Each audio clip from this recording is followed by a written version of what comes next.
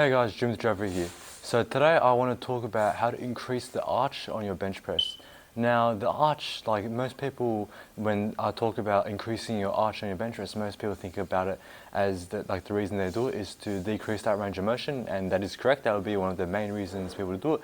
People would do this in competition, in powerlifting competitions, because the goal is to increase the maximum amount of weight moved over in that single movement. So if that range can be decreased, and as a consequence of that, the weight that is moved is increased, then all is good. Now, there are actually a number of other reasons why one might try to increase the arch in their bench press. Some of these reasons include actually increasing stability.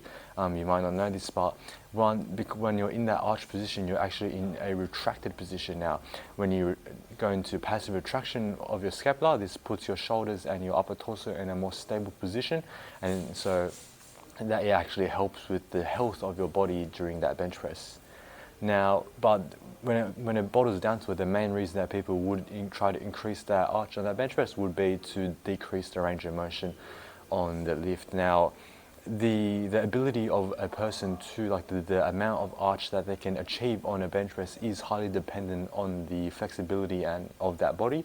So say if you're more a type person with some tight rectus spinae muscles, then they'd have a harder time getting into that arch position because their body is limiting them, it's stopping them from getting that position. So this video today is going to cover three techniques I use that help me increase my arch on my bench press. Now, the first thing that I'm going to talk about is using a foam roller. Now, this method is probably the most important method because the goal of this movement, so basically what you're doing is you're going to be lying down on the bench press in your bench position, but what you're going to do is you're actually going to insert a foam roller right below your lumbar back, and what that's going to do is that's going to put you in an arch position, but the foam roller, what it does is it acts as a distractor. Now, the main way for all movements for someone to increase the proficiency of a movement is by doing the movement.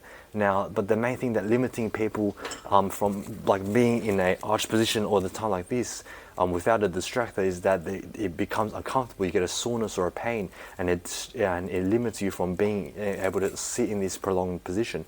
So when I use this foam roller, it acts as a distractor because the foam roller is taking off stress and pressure from their lumbar, and so I can actually lie in this position for a longer period without feeling the normal soreness or uncomfortableness that I would feel that would stop me from being in this prolonged position. So this is actually a exercise I do in my warm-ups for my bench press.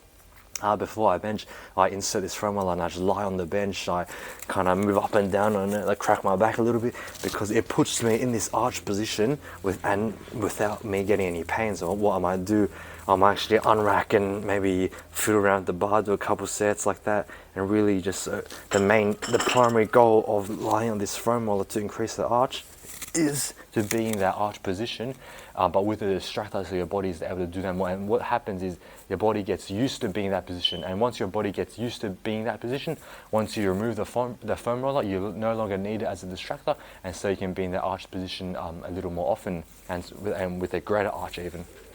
Now, that would be the main thing to do, because the next two things I'm going to talk about, like using leg drive to set up your arch, or arching your chest up, your upper chest to meet the bar as you lower the bar.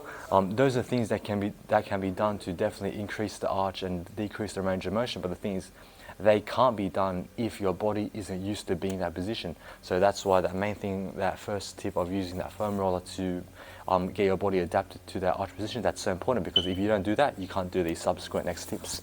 Now, the second tip that I want to talk about, I did touch on this in a previous video about how to properly set up your scapular retraction using leg drive. I'll leave a link down in the comments below for you guys if you want to check that out. But basically, what that video talks about is that the second way that I can increase my arch on my bench press is by using leg drive. Because you see, what happens is when I use leg drive and dig my feet into the ground, my chest comes up, and that puts my scapula in a passively retracted position, and also it also decreases the range of motion because it's put myself in an arch. Now, but what's important to remember is that once you unrack, you also need to set back down. But as you set back down, if you're constantly driving your feet into the ground, you see a difference. You see this is normal, feet driven, normal, feet driven.